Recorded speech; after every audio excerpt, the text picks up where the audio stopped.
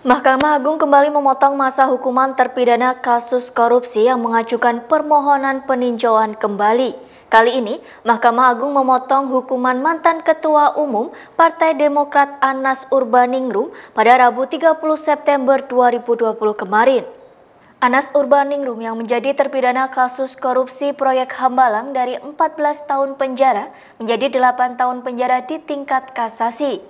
Meski memotong masa hukuman Anas, Majelis Hakim tetap menjatuhkan hukuman tambahan berupa pencabutan hak untuk dipilih dalam jabatan publik selama 5 tahun, terhitung setelah Anas menyelesaikan pidana pokok.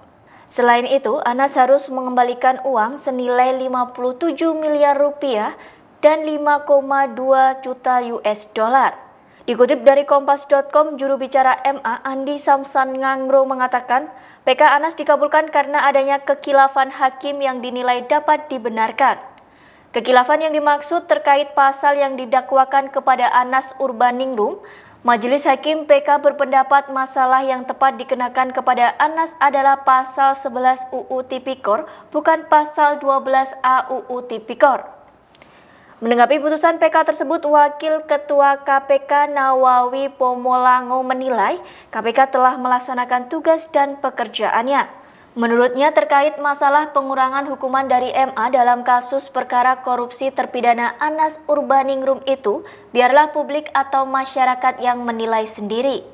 Putusan PK Anas tersebut memperpanjang daftar terpidana korupsi yang mendapat potongan hukuman setelah PK yang mereka ajukan dikabulkan oleh Mahkamah Agung.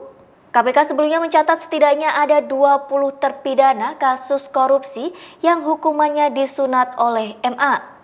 Iya, menurut kita sistem peradilan di Indonesia itu kan sudah mulai berjenjang dan terakhir di tingkat peninjauan kembali.